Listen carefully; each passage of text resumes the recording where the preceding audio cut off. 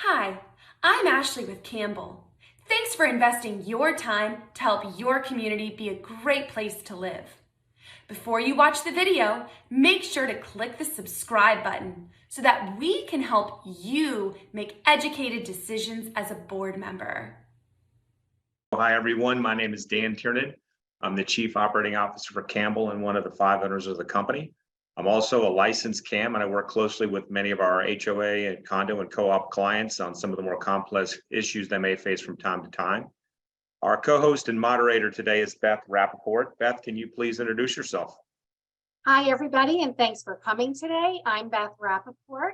I've been with Campbell since last year. I'm very happy to be here, and I'm really enjoying my role. I am also a licensed CAM, and in my free time, I am a board member, and I am also very involved in a civic organization in Palm Beach County. So very, very involved with condos and HOAs. For those of you not familiar with Campbell Property Management, we've been in business since 1953. We serve over 400 associations, both condos and HOAs, from Dade County to the Treasure Coast, and we are South Florida's highest rated property management company. Awesome. Thank you, Beth. So obviously, you guys know what this is about today. This talk is about how to be efficient and effective in one specific area, and that's board meetings. And if you ask yourself, well, why did we choose board meetings? Well, because board meetings are really a public display of your performance as a board.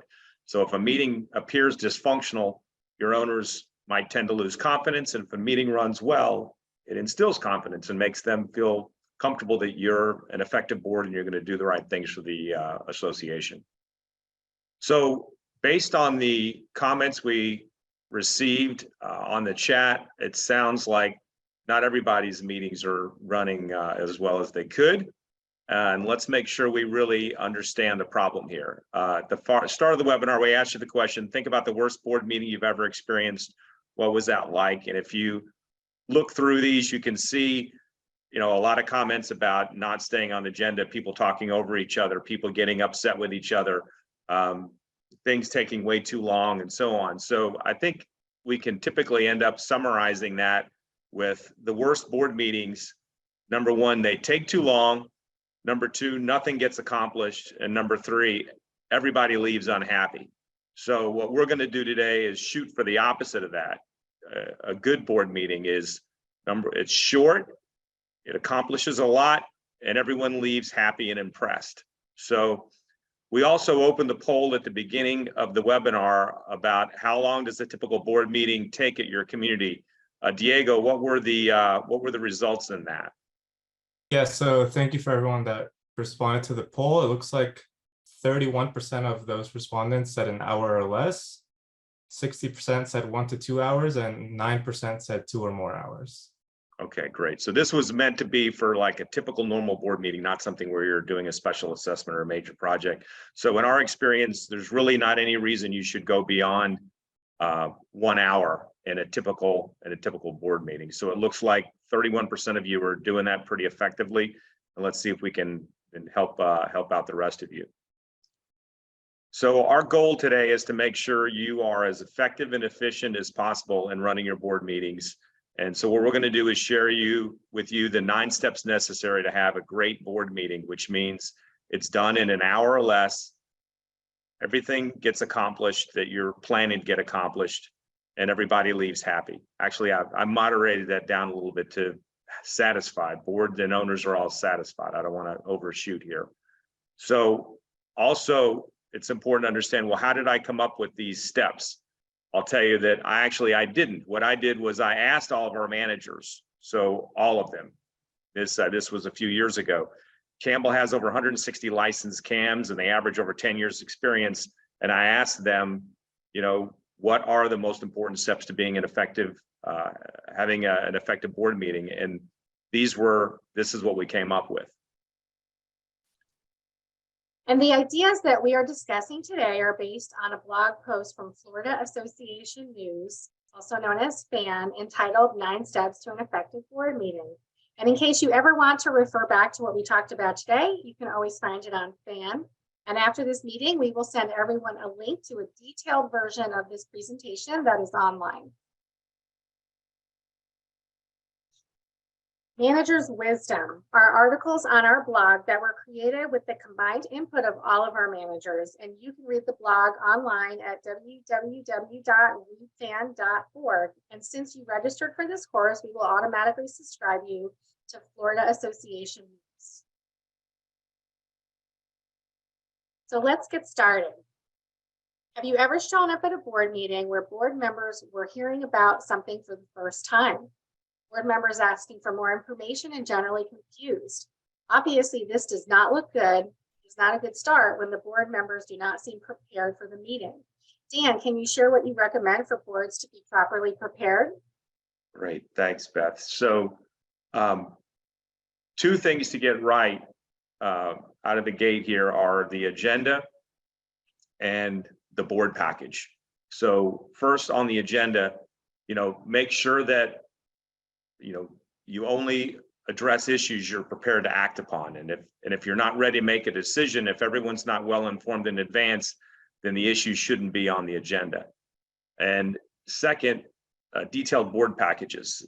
Make sure that you have them that provide relevant details for the agenda items. They should be sent out at least a few business days before the meeting, so that everyone has enough time to understand what's going to be reviewed and considered. If you do these two things, you'll be well prepared for your meeting and instill confidence in your owners.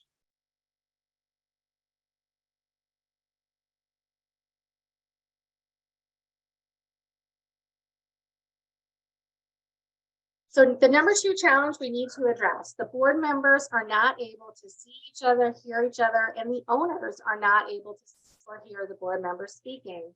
Dan, what should board members do to ensure clear communication at board meetings? Great, thanks, Beth. So really, it's all about having the right setup and the room set up the right way and having the right equipment. So it's important to remember that what we're talking about is the board meeting. So the first thing to focus on is that board members can easily communicate with each other. So a lot of boards have their directors sit in a long straight table facing a crowd of owners. And what the ideal arrangement, though, is more like a U shape or a V shape or semicircle, so that board members can make contact and easily work with each other. So you're really actually not talking to the audience, you're talking amongst yourselves in a way such that they can actually see you and hear you, but they're not an active part of the conversation. So, and I'm sure many of you have snowbird board members, hard to say. And be prepared if board members are going to be teleconferencing in or joining via video. So at a minimum, make sure you have a proper speakerphone. Don't rely on somebody turning their cell phone up and putting it on speaker mode. That's just that doesn't work very well, and it's frustrating for everybody. And if you have a big crowd, like 50 people or more, it may make sense to have a PA system. There's a lot of low-cost ways to do that. You don't have to spend thousands of dollars on it. I mean, we have a blog post that shows where you can buy a karaoke machine for $150 that can actually do a pretty darn good job. And also, using a gavel is much more effective than screaming. It's really just universally understood, and just having that to just calm people down and let them know, remind them that this is a civil meeting and so on, is a great thing to do. And consider a projector if complex materials going to be covered, so that you can do a presentation, you can share a little bit more freely. So 3 years ago, less than 5% of the associations we work with were doing virtual or Zoom meetings. Today, it's probably more like over 90% of the associations we work with are using virtual meetings, and they don't seem to be going away. They are very convenient, not difficult to set up. It can be a little bit tricky working through the audio video for hybrid meetings, as there's a primary location and remote access is allowed. So we really recommend you work with your management company in advance of the meeting to get your hybrid setup situated. And we do have experts on this at Campbell. There is one key piece of equipment that we absolutely love that makes everyone's life easier. It's called the Owl, and we have a picture of it on the right side of the screen. It's a single piece of hardware that includes a 360-degree camera, microphones, and a speaker all in one device. Yep. So like Beth mentioned, I'm just showing you here kind of what the actual experience looks like when you're using an owl. You can see here in this first picture, this is showing the room, and the owl is sitting in the middle of the table, and it automatically adjusts and highlights the people or the person that is speaking or most recently spoke. So the people, whether they're remote or whether they're there in person. And this makes remote attendees feel more like they're there in the room. And since it's a single device, the camera, the speaker, and the microphone, it's a lot easier to set up than trying to piece all these different components together. And we do have several posts on this topic on Florida Association News. Please feel free to review at your convenience. And the last one on the list is about holding hybrid meetings so that board members and owners can participate both in person and virtually. As we saw at the poll, many of your board meetings last well over 1 hour, some lasting as long as 2 hours. Dan, what can our board members do to finish meetings in an hour or less? Yep, thanks, Beth. So the key here is planning. As we talked about earlier, don't put an item on the agenda if you're not ready to vote for it. The president should understand everyone's position in advance and have a consensus to ensure the meeting goes along. You don't want to go in with not knowing what's going to happen. And there's one kind of magic 3 words you can do to move things along, and that's called call the question. So if you feel like the agenda item is being overly discussed and you know what the vote's going to be, you can call the question, which is basically just a method to require a motion and a vote to make a decision to move on. And that can save a lot of times because these things do get redundant sometimes. Some people that are not familiar with community board meetings might envision them being like a town hall. So because of this, many meetings suffer from unruly owners and sometimes even unruly board members.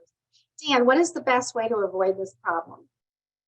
Yep, thanks, Beth. So it's really a few things here. The key is to establish the ground rules and clearly communicate them up front. Reminding people that board meetings are for board members to make decisions and conduct business.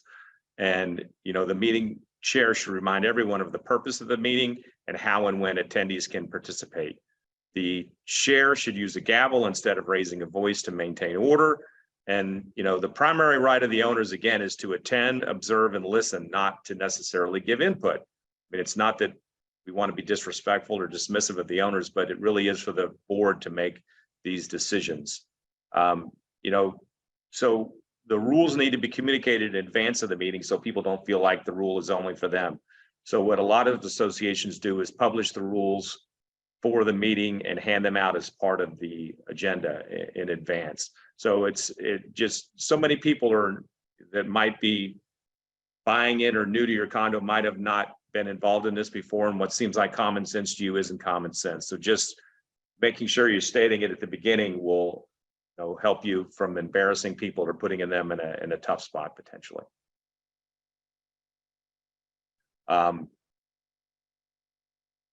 Here's an example of a policy regarding how board meetings will function. We will include this in the information that we send you so that you can incorporate it into the policies and procedures in your community and your board meetings. Number 5, staying on the agenda is an area that a lot of associations struggle with. This is another reason why board meetings sometimes take too long. And how can boards help manage this issue and stay on the agenda? This one's kind of almost silly because it's so simple. It's just really common sense. It's number 1, follow the agenda. Number 2, don't deviate. Number 3, follow the agenda. So just, the whole key to a good board meeting, and this is one of the biggest problems people have, is you just got to make sure you stay on topic and on time. Board meetings aren't meant for brainstorming. They're really to make decisions. And, you really should not be talking about things that aren't on the agenda. In condos specifically, it's not legal, so you're not supposed to talk about something that's not on the agenda, because if it were on the agenda, other people might be there. That's why that law is in place. And in HOAs, you don't have to have as much detail in your agenda, and there's a little more leeway there, but it's really not a best practice. You just should never talk about anything that's not on the agenda.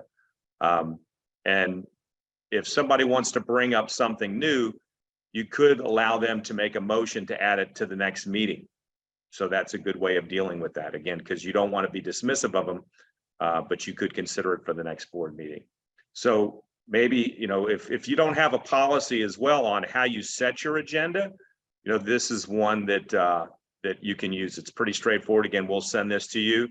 It's, the short version is the president and manager set the meeting. The president sends out the planned meeting agenda and asks for input. And then the president considers the input and makes the final decision. And if the majority of the board members want something to be on the agenda, they can vote at the meeting to add it to the next meeting if the president didn't want to put it in there. So this is something a lot of people struggle with, and it does give the president a lot of power, but in the end, it really should be the board that sets the agenda, and this method allows that. So one other good thing to know is that owners have the right to add an agenda item in condos, and if they get 20% of the owners to sign a petition, you can force something to be addressed in a board meeting. But if it shouldn't get to that point. If there's enough interest, you should be able to get it through just with a normal discussion, and you shouldn't have to do a petition. But if you feel you must, that opportunity is there for you. And number 6, how do we control members speaking? Boards do have the ability to limit members' rights to speak in a lot of ways, but we highly recommend you do not set up an approach where they feel they have no voice. Dan, what does Campbell recommend to ensure owner input is managed effectively? Right. So the most important thing is to have a process that shows respect for the owners that have a right to speak. If there's a contentious issue, then move it to the beginning of the meeting so that owners can get to their point of interest at the beginning. So make sure you set your agenda up that way. You don't want a large group of unhappy owners sitting for a long time getting angry about something they want to discuss, and they're probably not hearing what you're saying because they're really wanting to wait for for what they really want to review. It's also important to remind the owners of the rules, as we discussed earlier. We're only allowed to discuss agenda items. You're not being rude. It's just that's the way you're supposed to do it. You can only speak for 3 minutes or less, and it's when called upon, and it's after board discussion. You have to allow the board to discuss it first. And then finally, a real important one is that it also should be before the board votes. The reality is you might actually be legally compliant by telling people they have to wait to the end of the meeting to ask questions, but it's just rude.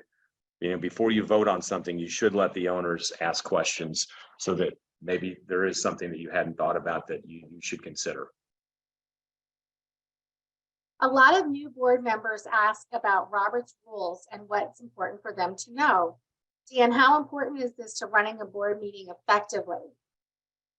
Great, Beth. So the key thing to understand is the agenda. Most of what you need to do from a rule standpoint is part of the agenda. Establishing a quorum, approving minutes from the prior meeting, getting reports from officers and committees, old and new business, which will require you to make motions, second the motions, and vote. And adjourning the meeting. And that's most of what you need to know about Robert's rules, and just making sure that you follow that in general, as well as, a couple other simple things like tabling items, or like we mentioned earlier, calling the question to kind of move forward with an item and actually get a vote. So the key thing here is just don't let protocol distract you from the content. And if you're new to this, you may even want to let someone else, if you're a new president, don't be embarrassed that you don't feel comfortable with this. You could have someone else run the meeting and be the parliamentarian. That way you can stay focused on the content. It takes a little while to be able to remember how to do these things. It's not hard, it just takes experience. So don't be afraid to delegate that to somebody else, because you don't want to overcomplicate it or make mistakes as you're going along. Number 8, accusations and attacks. Owners may receive criticism, accusations, slander. Dan, how should boards handle these situations when they happen? So keeping calm is key. And 2 things you can do that you should do, especially if you think it might be happening, is to prepare for it mentally and literally practice a calm response. So for example, like, listen, I don't agree with what you said. I don't believe it to be true. And we'd like to move on from this, and just keep it simple and short. And you generally are going to know when you're going to get some resistance from something, and just, make sure you're ready for it, so you don't get upset. So that leads to the things you don't want to do, is just don't get upset. Try not to take these things personally. You are going to get personally attacked, but you just have to remember that, listen, it's not you, it's just the decision that's being made is going to have an adverse impact on this person. But try not to take it personally, and don't get upset. Don't attack back, agree or debate. You don't want to escalate this thing. You don't want to make it worse. Your whole key is, you don't want to amplify it. You want to be a filter. You want to try to calm people down, no matter how rude they are to you. It's hard to be empathetic sometimes, but that's what you have to do. And just get prepared and practice, and try to keep people calm, because, occasionally this will happen. We receive a lot of questions about what type of information to include in the minutes and how to prepare them. Dan, what do you recommend? So key things to include are, well, like we said earlier, it's really about keeping this pretty simple. Restate the agenda, how the motions were voted upon, and, make sure you don't include owner or board comments, and, things like when people say, I want the meeting minutes to reflect so-and-so. None of that needs to be in there. This is not supposed to be a transcript of what happened in your meeting. It really is to summarize the key decisions that were made, and that's it. I mean, even to the point where what we advise is, if you're reading a manager's report, you can say, literally, read the manager's report. The treasurer made a report. You don't have to get the details or anything in there. There's no need to have it in there, because these things can be used against you in lawsuits. And it's a shame that it is that way, but that's the safest thing you can do, is keep them very simple and to the minimum of what you need to have on it. And we do have a blog post specifically about how to write minutes on FAN. So one last reminder, Florida Association News is comprised of a monthly newsletter, a blog, and a FAN search engine. This is the online resource for board members, CAMs, owners, committee members, service providers in the industry, and you will be subscribed based on your participation with this webinar, and we hope you enjoy it. One other thing we will be sending you is a board member primer. This is meant to introduce new board members to their roles and responsibilities, and provides information on where to find other information and continually educate yourself as it relates to community association matters in Florida. Great. With that, I think Diego's going to put a poll up, and I think we've got a few minutes left here. I'll look back at some of the questions that people asked and see if there's anything we didn't cover already while you're answering that poll. The first one is from Don. He says, our management company says that our board members are not allowed to talk to one another if 3 or more members at one time. So yeah, you're not supposed to be meeting to discuss things if you have a quorum. So if you have a board of 5, if 3 of you get together, and try to have conversations, you really shouldn't be doing that. So it's kind of a challenge. We have some boards that are only 3 people, so that gets really complicated. But just you can send emails amongst each other. There's a lot of ways to have one-on-one conversations, and then communicate without getting those quorums that you have there. See. Yes, Harold mentioned a non-voting knowledgeable parliamentarian on the board would help the president conduct legal and effective meetings, and the secretary to write fact-based minutes. Absolutely agree. That's a reasonable way to do it. If your president's not real comfortable with it, having a parliamentarian is great. And again, we have a blog post on how to write the minutes with literally a sample of what it should look like. So that might be helpful for you to take a look at as well, because it is incredibly short. If someone says our board refuses to have in-person meetings and conducts all board meetings by Zoom only, is this legal? I would say you need to talk to your attorney because we're not attorneys. So, but I would say that most are moving back to at least some level of in-person, but I would talk to your attorney about that.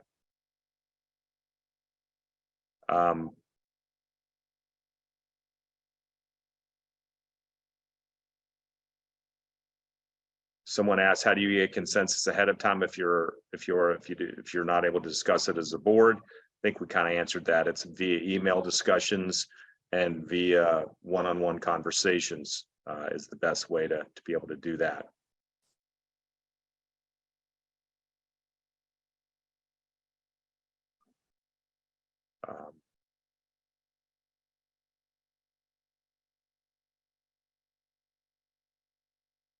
Someone asked, when you say how many motions, how votes and motions are supposed to be recorded, you have to say who voted on what. You do need to include that, unless it's unanimous and you can say, look, here are the people that attended the meeting. You could say it voted unanimously. You need to be able to see who voted for what. You can't vote in secret on board matters. The only secret voting that's ever allowed in associations is when you're electing your officers, but that's rarely used either.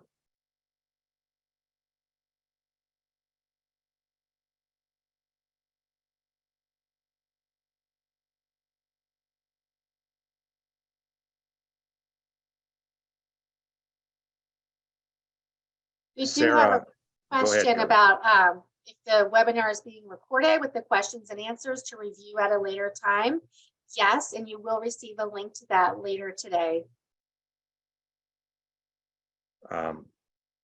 What's Sandra Monday asked, interesting question. Where is the line between transparent and sharing too much? That's like, what's the meaning of life? I think it's hard to answer on that. You know, but I think it's a very relevant point, and I think a lot of the problems that people mentioned when they had bad board meetings were when people were upset about something. And one of the best ways to try to avoid people getting upset is telling them about it as far in advance as possible and warning them about the possibility of this. And I know there's probably been more angry board meetings this past year than ever, because if you're in a condo over the past 2 cycles of your renewal, your insurance has probably doubled or at least gone up 50%. And that has a huge impact on your costs.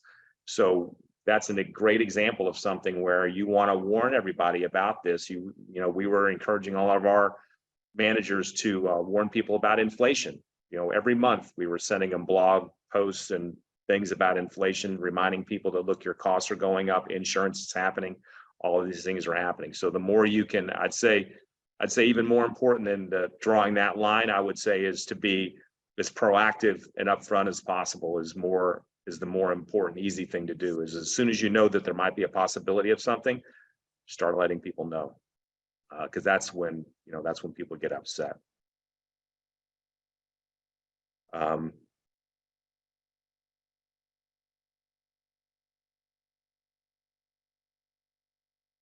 Nikki asked, we have some who argue that getting a consensus prior to a meeting is a sneaky way of having discussions behind the owner's back. Thoughts? So,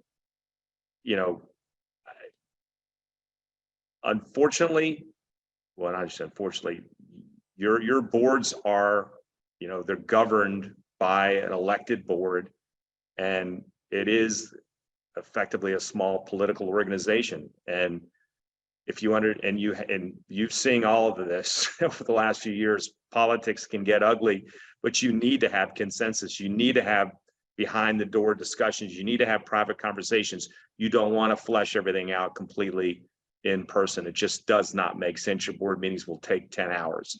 So there's this finding this balance and doing it legally through email discussions and conversations. I'm not saying you don't want to share the details and concerns, but you need to try to get a consensus, amongst each other in advance. That's the only way that this is ever going to work. And it's across any kind of board that's ever trying to make any decisions. So I think we're out of time here. So thank you all very much. I appreciate your coming in. Sorry if we didn't get to answer all your questions, but we'd like to keep this really brief. And again, we'll send you all this information we shared with you today, as well as the blog post from which it was developed. And thanks again. Diego, anything else? No, if you haven't had a chance to answer the poll, please go ahead and do so. It's just a few questions so that we can proof future webinars. And yeah, like Dan mentioned, we'll be emailing everything out, including the recording this afternoon. Thanks again, everybody. Have a great day. Thanks for watching. For more great educational content, click the subscribe button now.